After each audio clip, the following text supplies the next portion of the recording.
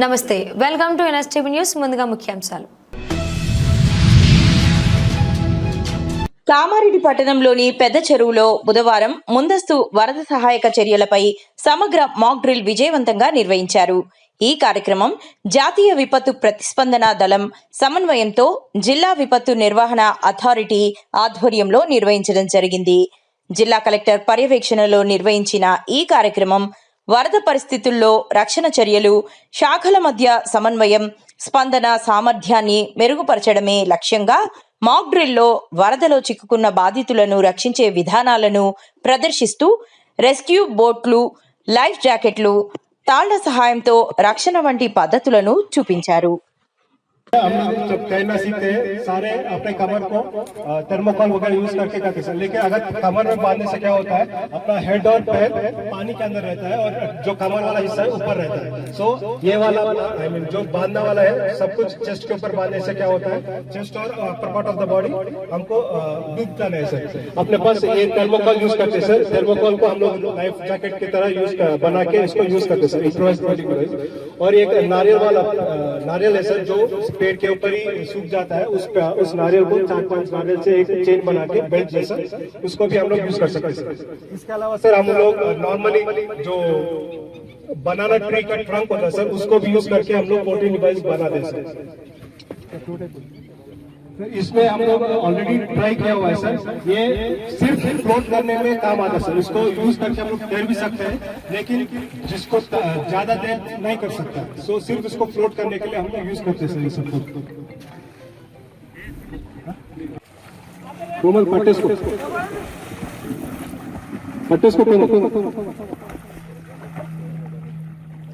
जब हम लोग विक्टिम क्या करता है, हमको तुरंत पकड़ लेता है. तो उस समय हम लोग क्या करते हैं, कुछ दूर से पहले हम लोग अंडर डाइव मारते हैं.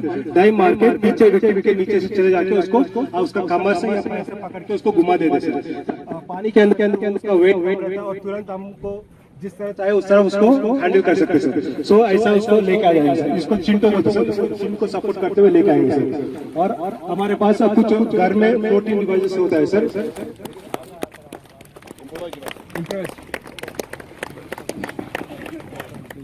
सर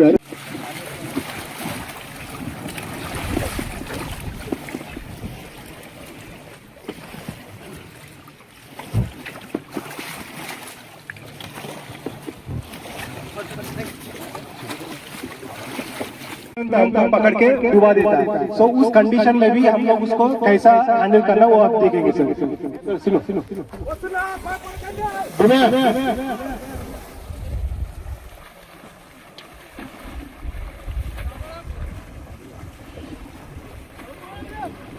अभी सर वहाँ पर ऑलरेडी वो बंदा डूबने पर उसको आगे की तरफ देख पीछे हेल्प आ रहा उसको पता नहीं सर.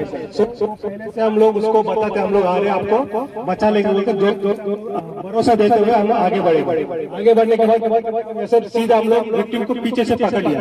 पीछे से पकड़ के उसको हेड को सपोर्ट करते हुए हेड को सर उसको हेड को सपोर्ट करते हुए लेके आएंगे. इसमें मेन चीज है सर, हेड को सहारा देने से क्या उनको ब्रीथिंग ऑटोमेटिक आता रहता है और वो विक्टिम क्या है हमको सपोर्ट करता है सर. एक कंडीशन ऐसा होता है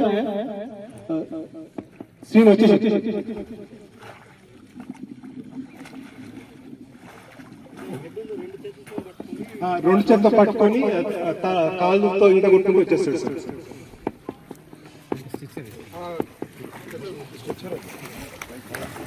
सर यहाँ पर क्या होता है सर, जब वहाँ पर डूबने का ऐसा उस समय उसको लंजिंग करते हुए लेके आते हैं सर. फायरमैन कैरी करके लंजिंग करते हुए लेके आएंगे. उस समय जो पानी वो पी लिया होता है उसको ऑटोमेटिक बाहर हो जाता है सर. ये हेड सर यहाँ पर क्या है ना सर, विक्टिम अपने तरफ देख रहे हैं सर.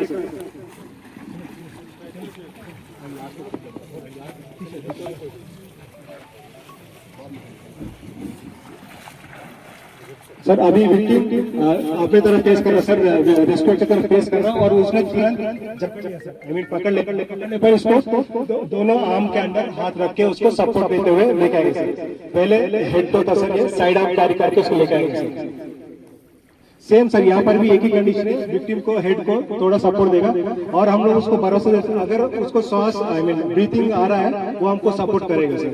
नॉर्मल कंडीशन में ब्रीथिंग नहीं लगेगा तो तुरंत हमको डुबा देता है।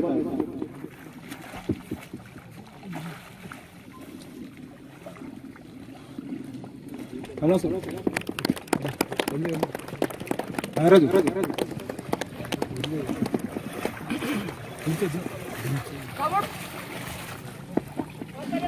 वो फ्लोट होते हैं विक्टिम के पास पहुंचते सर। नॉर्मल यहाँ पर स्टैग्नेंट वाटर है, सो सीधा हम लोग विक्टिम के पास फेंक देते सर। ये हो गया नॉन कॉन्टैक्ट रेस्क्यू सर।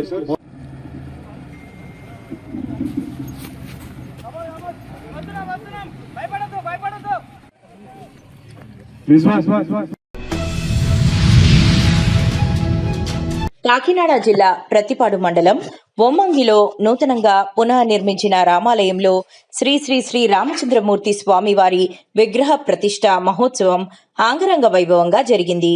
ఈ కార్యక్రమానికి ముఖ్య అతిథిగా విచ్చేసిన వైసీపీ నరసాపురం పార్లమెంట్ పరిశీలకులు MMR charitable trust chairman Muddunuri మురళీకృష్ణంరాజుకి ఆలయ కమిటీ సభ్యులు ఘన స్వాగతం పలికారు. ఆయన స్వామివారిని దర్శించుకుని అన్న ప్రసాద వితరణ కార్యక్రమాన్ని ప్రారంభించారు.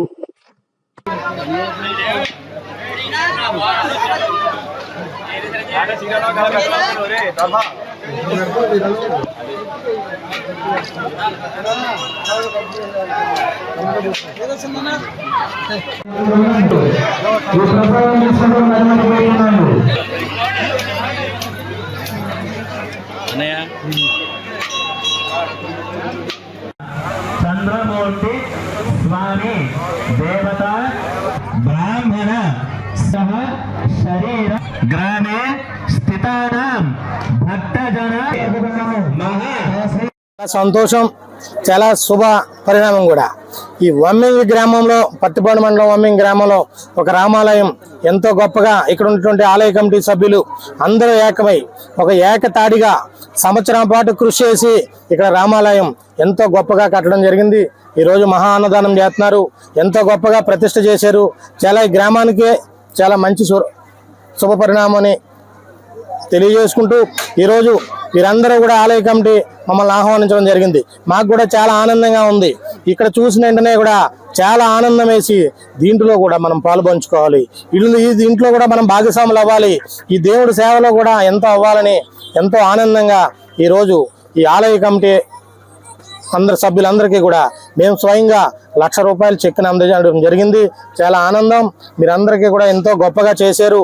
ఇలాంటి దేవాలయాల్లో కూడా అందరూ ముందుకొచ్చి ఇలాంటి ఎన్నో చేయాలని కూడా కోరుకుంటూ భవిష్యత్తు రోజుల్లో పార్టీ తరఫున వైఎస్ జగన్మోహన్ రెడ్డి గారు సీఎం అవుతారు.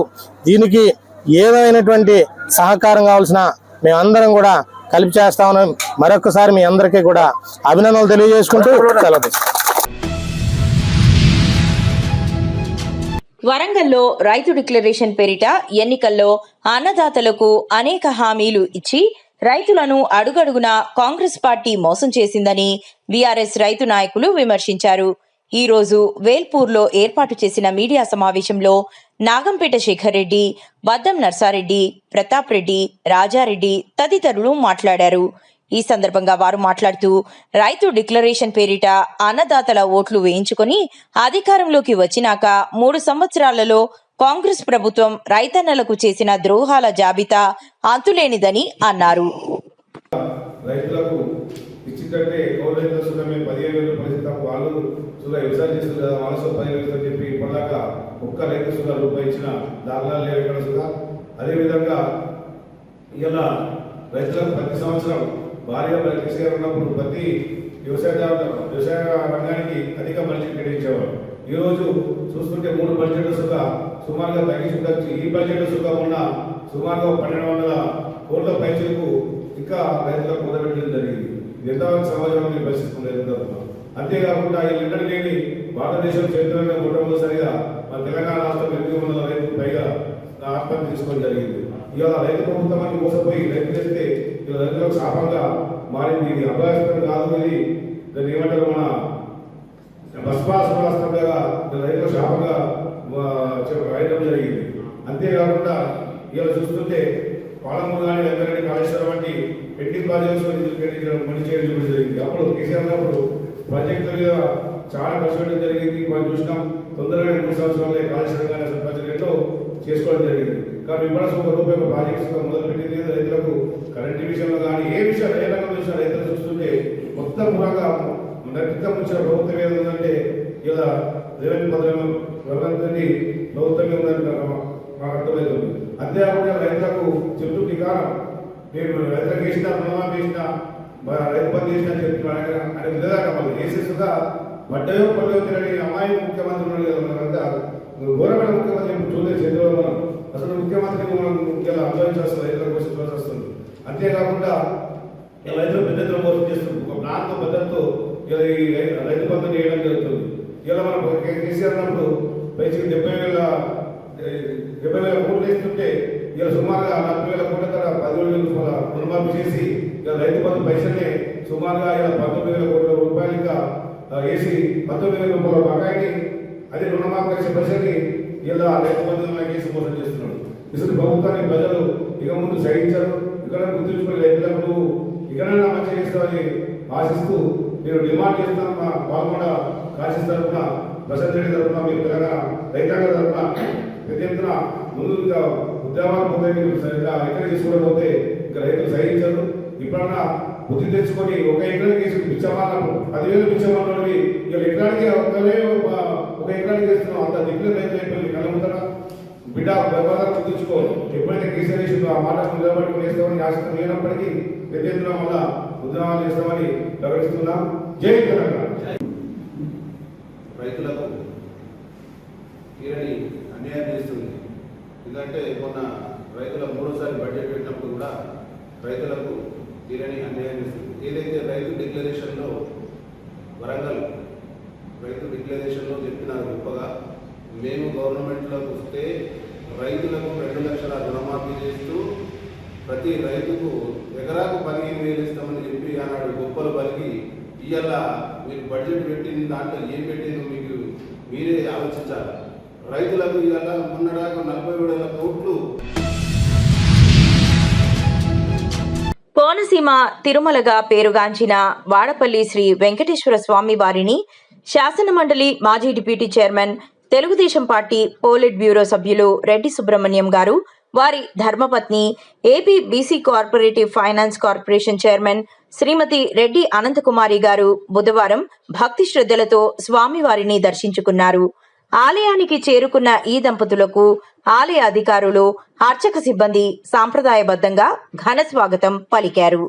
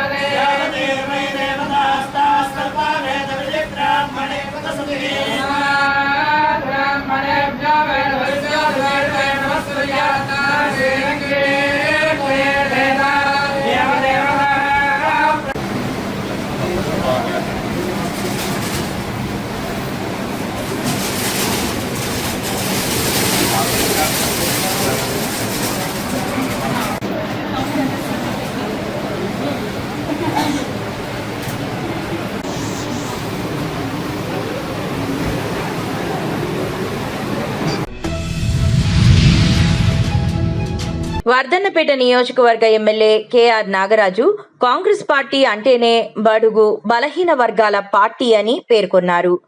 నేడు అసెంబ్లీలో మాట్లాడుతూ ఇందిరమ్మ రాజ్యం మరియు ప్రజాప్రభుత్వంలోనే పేదల సొంతింటి కల నిజమవుతుందని స్పష్టం చేశారు.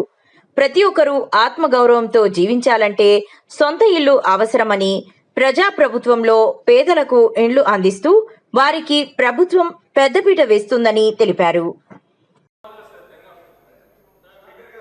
ధన్యవాదాలు అధ్యక్ష.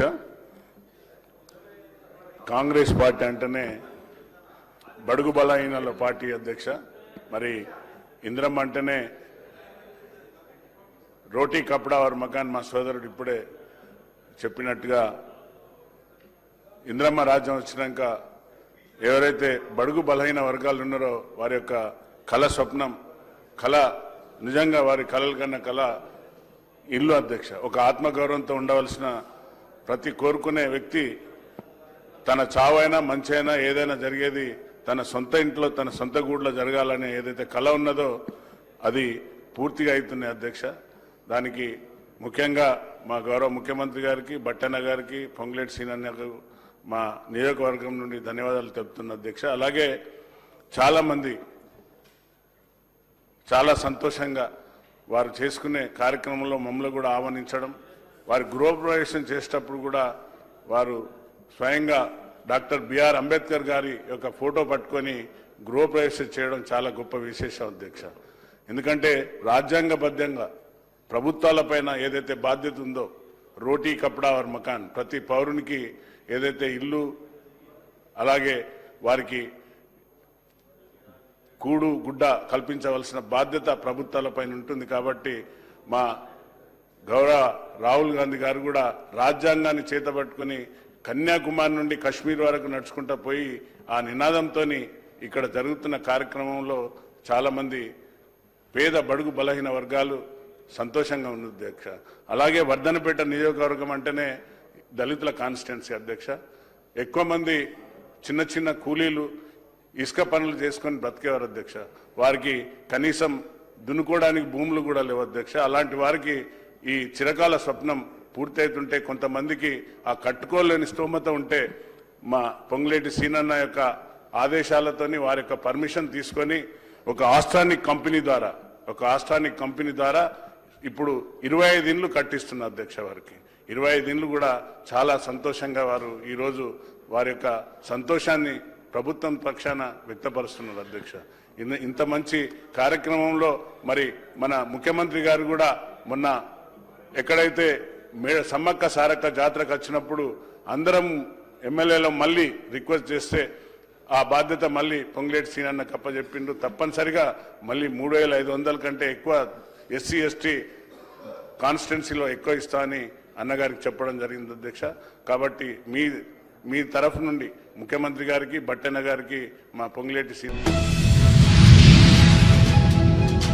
మంచిర్యాల జిల్లా లక్షెటిపేట కేంద్ర ప్రభుత్వం వాలిడేషన్ యాక్ట్ 2025ని వెంటనే ఉపసంహరించుకోవాలని తెలంగాణ రాష్ట్ర ప్రభుత్వ విశ్రాంత ఉద్యోగుల లక్షెటిపేట ప్రెస్ క్లబ్ లో ఏర్పాటు చేసిన అధ్యక్షులు నేరెళ్ల రాజా మల్లయ్య, ప్రధాన కార్యదర్శి తప్పని మధుసూదన్ అన్నారు.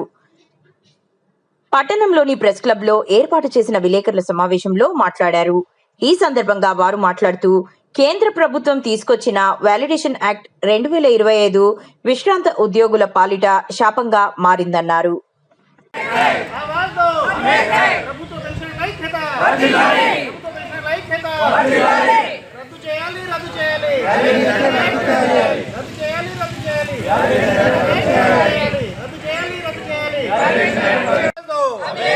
పెన్షన్లు తాయిలాలు కావు, పెన్షన్లు తాయిలాలు కావు, పెన్షన్లు తాయిలాలు కావు, పెన్షన్లు తాయిలాలు కావు. ప్రభుత్వ పెన్షన్ల ఐక్యత, ప్రభుత్వ పెన్షన్ల ఐక్యత, ప్రభుత్వ పెన్షన్ల ఐక్యత.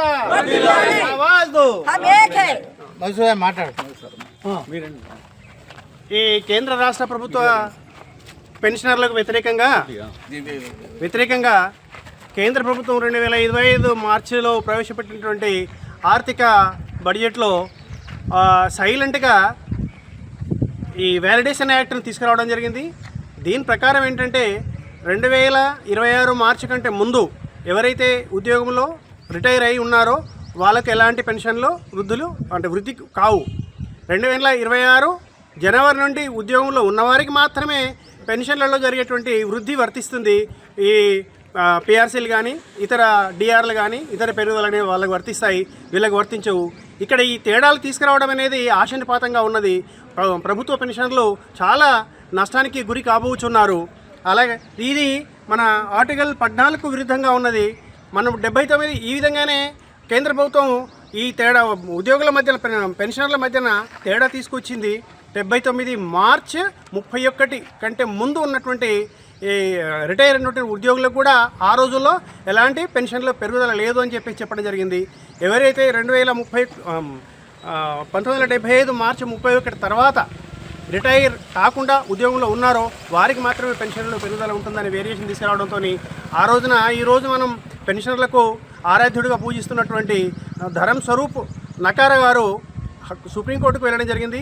సుప్రీంకోర్టు ఆనాటి చీఫ్ జస్టిస్ వైవి చంద్రచూడ్ గారు 5 సభ్యుల బెంచ్ ఈ కేసును పరిశీలించి ఇది ఈ ఆర్టికల్ 14 ప్రకారం సామాజిక న్యాయం అనేది అందరూ సమానత్వం దాని కింద మరి దీనికి విరుద్ధంగా ఉన్నది కాబట్టి పెన్షన్లలో ఉద్యోగంలో ఉన్నవారు ఉద్యోగంలో లేనివారు అనే తేడాలు ఉండకూడదు. ఎవరైనా రిటైర్ అయిన వాళ్ళు రిటైర్ అయినట్టే, ఉద్యోగంలో ఉన్న వారికి ఒక లాభం లేని వారికి వేరే లాభం ఉండొద్దు అనే ఉద్దేశంతో అందరూ పెన్షన్లకు అర్హులే. ఈ పెన్షన్లు అనేది ఒక సామాజిక బాధ్యత. పెన్షన్ తీసుకోవడము తన ఉద్యోగి తాను చేసిన సర్వీసుకు హక్కుగా భావించాలి. ఇది కేంద్ర ప్రభుత్వం కానీ రాష్ట్ర ప్రభుత్వాలు కానీ ఉదాసీనంగా ఇచ్చేటువంటిది కాదు. అది సామాజిక హక్కు వాళ్ళది. 2026 కంటే ముందు పెట్టినటువంటి ఆ నిబంధనలు ప్రభుత్వము విరమించుకోవాలి. అది విరమించుకుని ఎడల ఉద్యోగస్తులు చాలా ఆందోళనకు గురవుతుంటారు. కాబట్టి మానసికంగా కూడా కుంగిపోతారు. కాబట్టి ప్రభుత్వాలు రాష్ట్ర ప్రభుత్వాలు కానీ కేంద్ర ప్రభుత్వాలు కానీ ఇట్లాంటి మన పెన్షనర్లకు ఉద్యోగస్తులకు భంగం కలిగించేటువంటి జీవులను రద్దు చేయాలని కోరుకుంటున్నాను.